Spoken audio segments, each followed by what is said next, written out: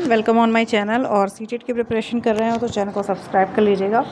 आज का पहला क्वेश्चन है सीटेट पेपर 2 वालों के लिए है ये, और सीटेट पेपर 1 वालों को भी अगर चाहिए तो कमेंट बॉक्स में ज़रूर बताइएगा। तो यहाँ पे पहला क्वेश्चन जो है वो आपका है, in which of the following method teacher and student interchange their roles. मतलब क्या है कि जो शिक्षक और विद्यार्थी होते हैं अपनी भूमिकाओं का विनिमय यानी एक्सचेंज करते हैं किस विधि में? पारस्परिक अध्ययन में, अनुकूलित अधिगम में, ग्रहणशील अधिगम में या वर्णनात्मक अध्यापन में। तो ये आपके सीटेट के लिए है। जितने भी लोग सीटेट की प्रिपरेशन कर रहे हैं और इस बार चाहते हैं कि उनका निकल जाए, चैनल को ज़रूर से सब्सक्राइब कर लीजिएगा। आपको सारे पेपर जितने भी ईयर्स के हैं सब मिल जाएंगे। तो इस क्वेश्चन के आंसर आप लोग अपने भी बताइएगा, आप लोगों के कितने सही हो रहे हैं, ठीक है। तो यहाँ पे जो राइट आंसर हो जाएगा उसको देखते हैं। तो जो राइट आंसर है वो है आपका पारस्परिक अध्ययन, जिसको हम इंग्लिश में रेसिप्रोकल टीचिंग भी कहते हैं। इसमें स्टूडेंट एंड टीचर अपने रोल्स को क्या करते हैं, इंटरचेंज करते हैं, ठीक है। नेक्स्ट क्वेश्चन देखेंगे। क्वेश्चन नंबर 12 क्या कहता है कि एक फ़िज़ा ने विश्लेषण किया कि उसे, एक लड़की है फ़िज़ा, उसे जेड विषय सीखने की तुलना में विषय एक्स सीखने में अधिक समस्या आ रही है, प्रॉब्लम फेस कर रही है। क्यों? क्योंकि वह विषय जेड में रुचि रखती है और उस पर ध्यान केंद्रित कर रही है। कौन सी संरचना फ़िज़ा की सोच का विश्लेषण करने की क्षमता का वर्णन करती है? मतलब एक लड़की है जो कि एक स्टूडेंट है जो कि एक सब्जेक्ट सीखने की तुलना में दूसरे सब्जेक्ट में ज़्यादा समस्या उसको हो रही है।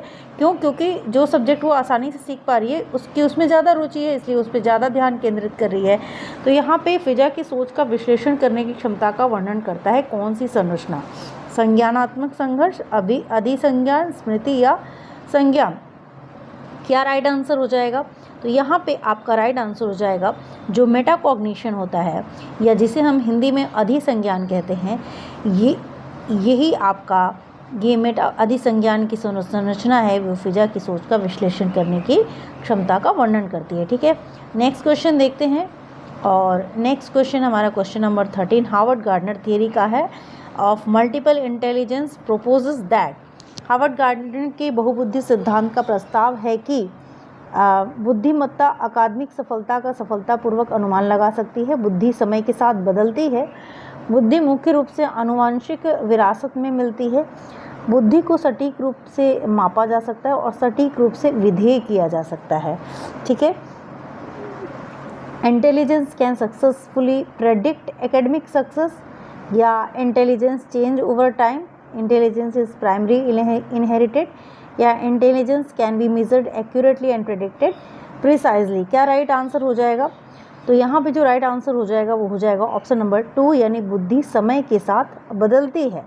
गार्डनर का जो बहुबुद्धि सिद्धांत है उसका प्रस्ताव ये था कि बुद्धि जो है वो समय के साथ बदलती है, इंटेलिजेंस चेंजेस ओवर टाइम, ठीक है।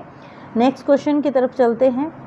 और while there exists a possibility of intra group individual differences,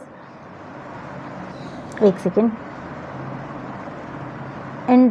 intra group individual difference yet most student with autism, ठीक है। हालांकि अंतर समूह अभिव्यक्तिगत भिन्नताओं की संभावना मौजूद है, फिर भी स्वलीनता वाले अधिकांश विद्यार्थी कल्पनाशील खेल के उच्चतर कौशलों का प्रदर्शन करते हैं, उन्नत सामाजिक भावात्मक पारस्परिकता की उपलब्धि प्राप्त करते हैं, उन्नत संवाद के कौशल प्रदर्शित करते हैं या दिनचर्या या चरणों का सख्ती से पालन करते हैं। यहाँ पे जो राइट आंसर हो जाएगा, आपको इंग्लिश हिंदी प्रॉब्लम में तो आप ऊपर देख सकते हैं, यहाँ पे दोनों ही भाषा में दिया गया है, तो एग्ज़ाम में किसी को प्रॉब्लम नहीं होगी। यहाँ पे जो राइट आंसर हो जाएगा वो हो जाएगा आपका दिनचर्या या चरणों का सख्ती से पालन करते हैं, यानी एक्सप्रेस स्ट्रिक्ट एडहेयर्स टू रूटीन और स्टेप्स, ठीक है। नेक्स्ट क्वेश्चन नंबर 15 और एसोसिएट रीजन का ये क्वेश्चन है, भय और तनाव जो होते हैं का वातावरण बनाना छात्रों को सचेत और हरदम तैयार रखता है और सार्थक सीखने को सुसाधित करता है। कारण क्या है? अधिगम केवल बाहरी कारकों द्वारा नियंत्रित होता है। सही विकल्प हमको चुनना है। और यहाँ पे जो राइट आंसर हो जाएगा, एक सेकेंड, वो आपका हो जाएगा ऑप्शन नंबर 1, यानी दोनों ही जो थे अधिगम केवल बाहरी कारक द्वारा नियंत्रित नहीं होता है, तो ये गलत हो गया। और इसके ऊपर जो आपका भय और तनाव का वातावरण बनाना छात्रों को सचेत और हरदम तैयार रखता, तो ये भी बहुत गलत बात है। तो दोनों ही नेगेटिव चीज़ें हैं, इसलिए ए और आर दोनों गलत है और ऑप्शन नंबर 1 यहाँ पे करेक्ट हो जाएगा। ठीक है, नेक्स्ट क्वेश्चन देखते हैं क्या कहता है। An example of class inclusion, यानी वर्ग समावेशन का एक उदाहरण है क्या इनमें से। अभिकथन कहता है कि लोकेश को एक संकल्पना दिल्ली को दूसरी संकल्पना भारत के उपसमूह के रूप में वर्गीकृत करने में परेशानी होती है। कारण है कि यह समझना कि भावनाएं स्मृति और सीखने को कैसे प्रभावित करती है, वह स्वनियमित विनियमित सीखने को संसाधित कर सकता है। तो यहाँ पे जो राइट आंसर हो जाएगा, देखिए आपका वो हो जाएगा ऑप्शन नंबर 3, यानी आर दोनों सही हैं, लेकिन जो ये कारण दिया गया है ना, वो इसकी व्याख्या नहीं करता है, इसलिए ए आर की सही व्याख्या नहीं करता है। यहाँ पे ऑप्शन नंबर 3 सही हो जाएगा। ठीक है, नेक्स्ट क्वेश्चन देखते हैं। Question number 17, which of the following statement aptly describe the purpose of diagnostic assessment. निम्नलिखित में से कौन सा कथन नैदानिक आकलन के उद्देश्य का उपयुक्त वर्णन करता है। उन क्षेत्रों को पहचान करना जहां विद्यार्थियों को अतिरिक्त सहायता या निर्देश की आवश्यकता हो सकती है, विद्यार्थियों को अपने सहकर्मियों के काम का समालोचनात्मक आकलन करने का अवसर प्रदान करना, विद्यार्थियों की अभिवृत्ति स्वरूप की पहचान करना, उनकी आवश्यकताओं के अनुसार एक व्यावसायिक कार्यक्रम तैयार करना, शिक्षकों को उनके शिक्षण विधियों के बारे में प्रतिपुष्टि प्रदान करना। ठीक है, तो यहाँ पे जो राइट आंसर है वो हो जाएगा आपका उन क्षेत्रों की पहचान करना जहाँ डायग्नोस्टिक टेस्ट की बात की गई है, यहाँ पे जहाँ विद्यार्थियों को अतिरिक्त सहायता या निर्देश की आवश्यकता हो सकती है। अगर आप लोगों को डायग्नोस्टिक टेस्ट या रेमेडियल टीचिंग के बारे में नहीं पता है तो आप लोग कमेंट करके बताइएगा, मैं आप लोगों को उसकी पूरी नोट्स दे दूँगी और एक्सप्लेन कर दूँगी क्या चीज़ें होती हैं। उसको एक बार समझ लेंगे तो उससे रिलेटेड क्वेश्चंस आपके नहीं छूटेंगे। ठीक है, नेक्स्ट क्वेश्चन देखते हैं। क्वेश्चन नंबर 18 क्या कहता है। 10 साल की काकुली गणित के एक कठिन सवाल से जूझ रही है, उसे समस्या समाधान कौशल को बढ़ाने के लिए उससे शिक्षिका क्या कर सकती है। ठीक है, कड़ी से कड़ी सज़ा दे, बिल्कुल सज़ा वाला चीज़ तो बिल्कुल निगेटिव होता है। उसे समस्या का समाधान दे दें, समस्या को छोड़ने और अगले पर जाने के लिए कहे, कोशिश करते रहने के लिए उसे प्रोत्साहित करें और ज़रूरत पड़ने पर आलम्बन प्रदान करें। आपके लिए ये आंसर सही है। ये सारी चीज़ें निगेटिव टैग वर्ड के अंतर्गत आती हैं और आपको मैंने टैग वर्ड पढ़ाया है।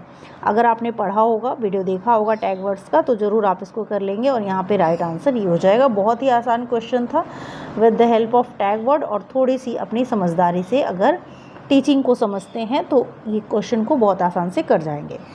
यहाँ पे जीन पियाजे से क्वेश्चन आ गया है। जीन पियाजे डैश को डैश मानता है, लेव वाइगोस्की डैश को डैश मानता है। तो दोनों में एक तरीके का आपको मिलेगा कि दोनों की क्या, अगर दोनों की थियरी आपने पढ़ी है तो इस क्वेश्चन को आप आसानी से कर लेंगे। और यहाँ पे जो राइट आंसर की तरफ चलते हैं, आत्म केंद्रित वाक और संज्ञानात्मक परिपक्वता का संकेत, ये जीन पियाजे ने दिए था। निजी वाक व विनियमित में प्रभावी, ये लेव वाइगोस्की का है। तो ऑप्शन नंबर 2 यहाँ पे करेक्ट हो जाएगा। नेक्स्ट क्वेश्चन, अगर वीडियो को अभी तक लाइक नहीं किया है तो लाइक कर दीजिएगा। आपके लाइक से हमें मोटिवेशन मिलता है। हम अपने चैनल पे बहुत सालों से काम कर रहे हैं और हम चाहते हैं कि ज़्यादा से ज़्यादा लोग इस चैनल के माध्यम से जुड़ें, ताकि मैं और भी क्लासेस की और भी तरीके से आगे बोर्ड वगैरह अरेंज करके मैं बहुत अच्छे से काम कर सकूं। तो आप लोगों का सपोर्ट चाहिए, आप लोग सपोर्ट करिए ताकि मैं अच्छी वीडियोस आपके लिए ला सकूं और जितना हो सकता है मुझसे मैं करूं।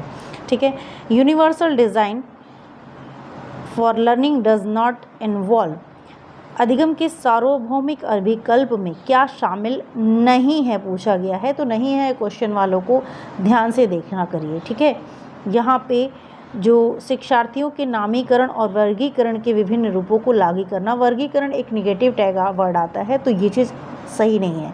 सभी शिक्षार्थियों को सूचना और ज्ञान प्राप्ति करने के विभिन्न तरीके देना अच्छी बात है। तो पॉजिटिव टैग वर्ड्स है तो सही है।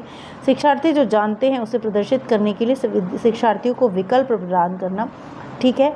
सभी शिक्षार्थियों के हितों में कार्य करना और तदनुसार चुनौतियों की पेशकश भी करना है, तो ये भी सही है, ये भी एक पॉजिटिव है। यहाँ पे निगेटिव को पता करना है, तो ऑप्शन नंबर 1 हमारा निगेटिव की तरफ जा रहा है, तो यही हमारा राइट आंसर हो जाएगा और ऑप्शन नंबर 1 हमारा करेक्ट आंसर हो जाएगा।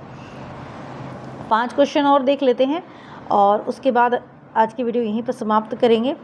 लेकिन मैं सोच रही हूँ कि नेक्स्ट वीडियो में मैं 10 क्वेश्चन और दे दूँगी। आप लोगों को वीडियो कैसी लगी ज़रूर बताइएगा।